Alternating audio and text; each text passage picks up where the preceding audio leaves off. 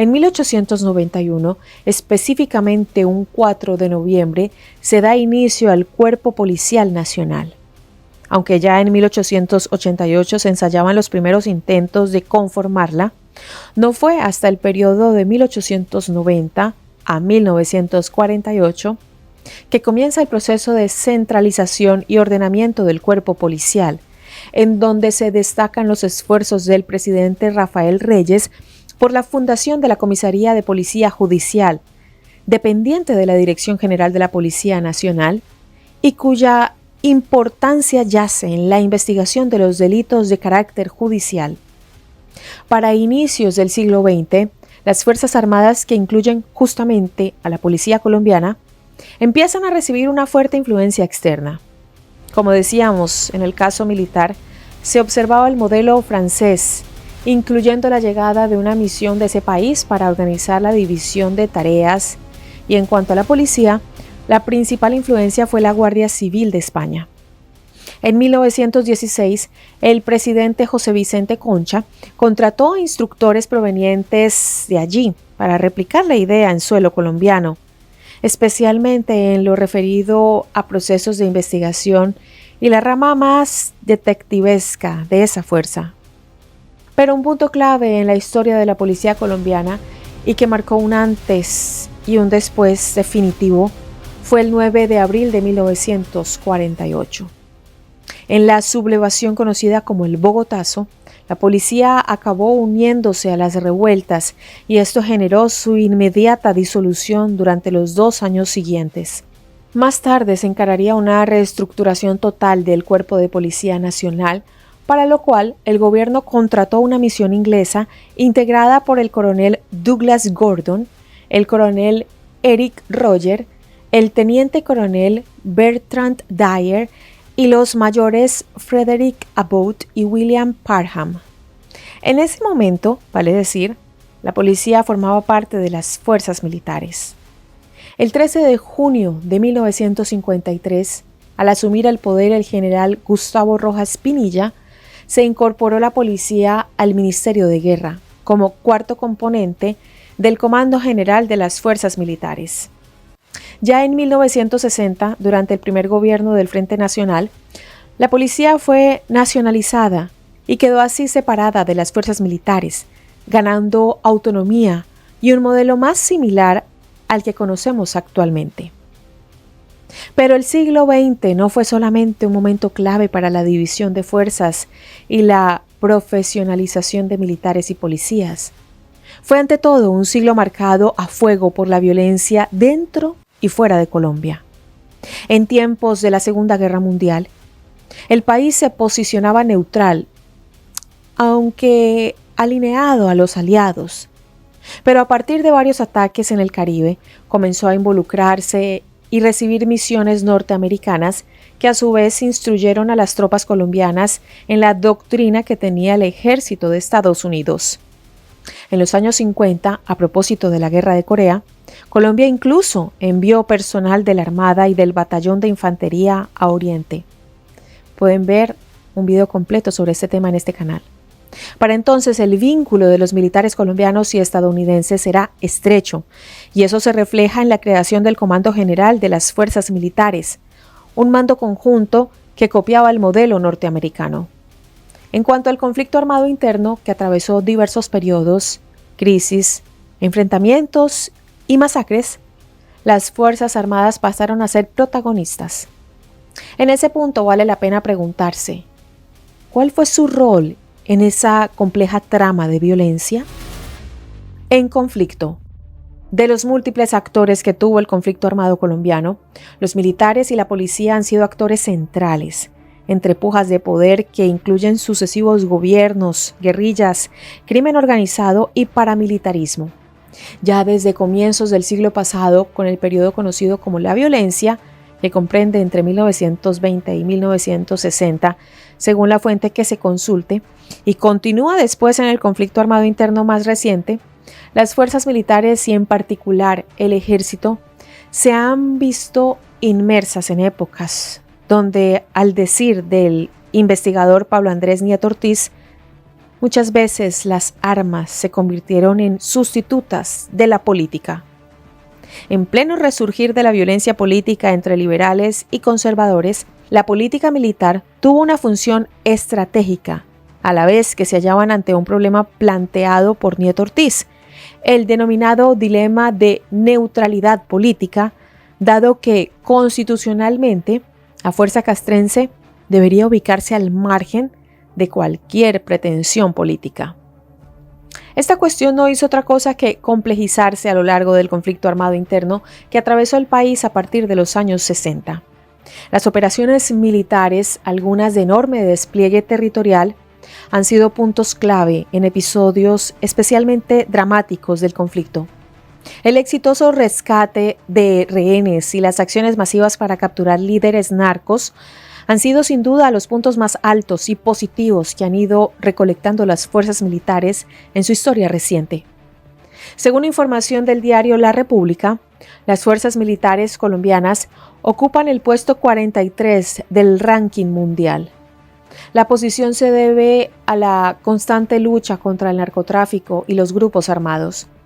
Incluso, por varias décadas, las autoridades invirtieron en capacidades especiales de combate y entrenamiento de países aliados. En pleno conflicto, las fuerzas militares y la Policía Nacional se destacaron por algunos operativos de gran impacto. Por ejemplo, en Chocó en 1981, el ejército atacó la columna guerrillera del M-19 que había desembarcado hacía 2 meses con un saldo de 24 guerrilleros muertos y 30 capturados. En 1985, en la capital colombiana, la retoma del Palacio de Justicia que había sido copada por el M-19 fue una operación conjunta entre todas las fuerzas. 4 años más tarde, la llamada Operación Apocalipsis en Sucre terminó con la muerte de Gonzalo Rodríguez Gacha, cabecilla del Cartel de Medellín. Tenemos un video de él en este canal.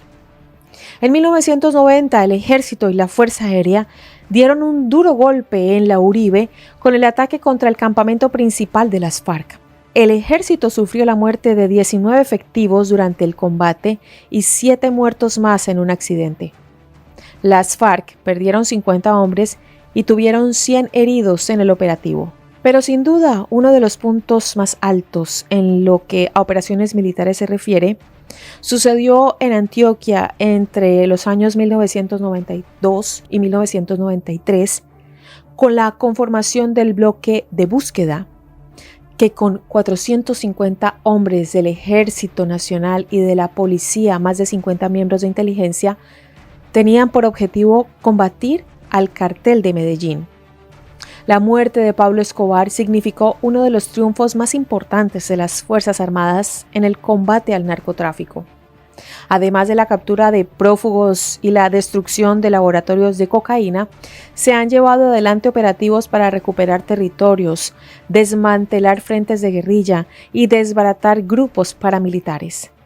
Operaciones como Fénix, la Operación Jaque, Sodoma y Camaleón no solo tienen nombres que remiten a cierta cuestión cinematográfica, sino que han tenido un despliegue tal que atrajeron la atención de todo el mundo.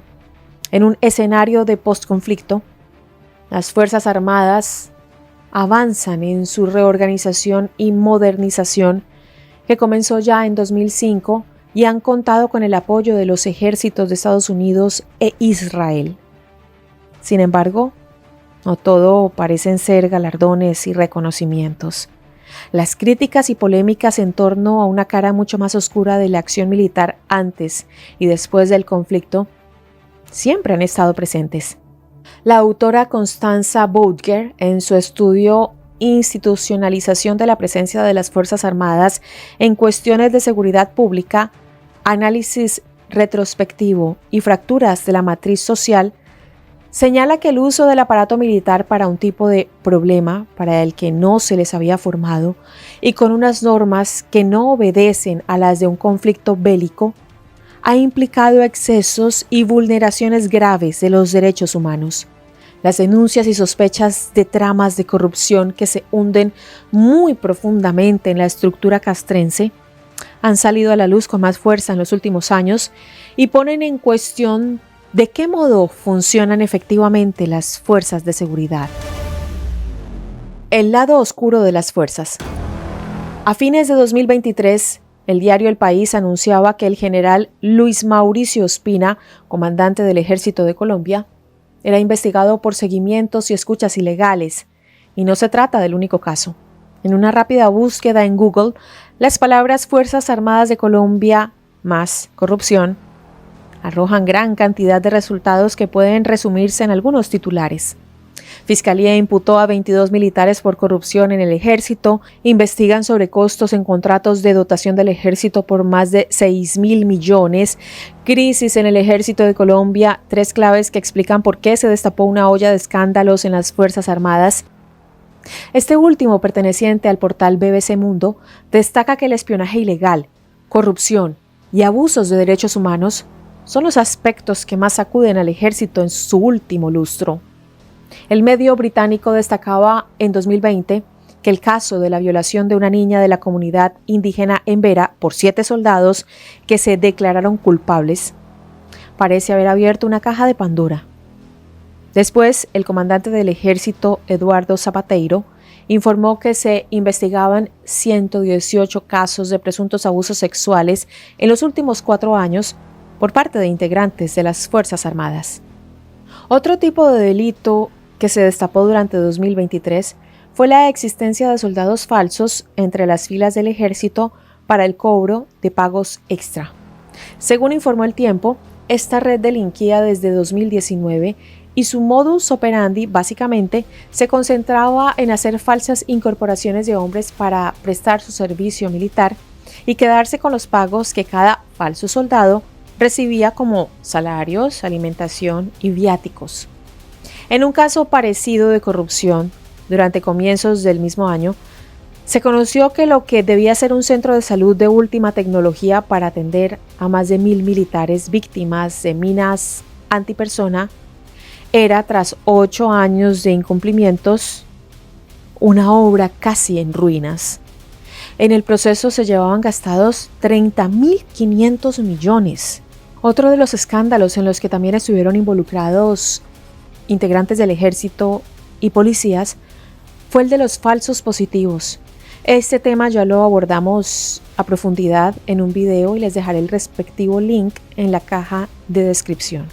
Entre esta maraña de acusaciones y un proceso de modernización que avanza, las Fuerzas Armadas encaran una nueva etapa en la que el momento más álgido del conflicto armado ha quedado atrás.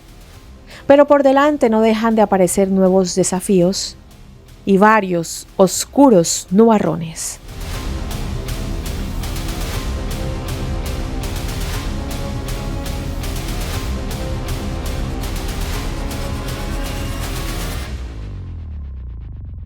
Gracias a todos por llegar hasta el final del video. Si les gusta este contenido, se pueden suscribir a mi canal y activar la campanita de notificaciones. De esta manera YouTube les avisará cuando suba uno nuevo. También me pueden seguir en mis diferentes redes. Me encuentran en Instagram, Facebook o en X como @lachilito y en TikTok como @lachilito1. Le quiero agradecer especialmente a todos los suscriptores, a todas las personas que comparten los videos, que me dejan sus sugerencias y sus comentarios. Y también saludo de manera especial a las personas que se han unido como miembros y han apoyado de una manera más activa este contenido que es censurado constantemente. Quiero saludar hoy a Fernando Ortiz Martínez. Gracias, Fernando, muchísimas gracias por apoyar este canal. A todos les deseo una feliz semana y nos vemos muy pronto.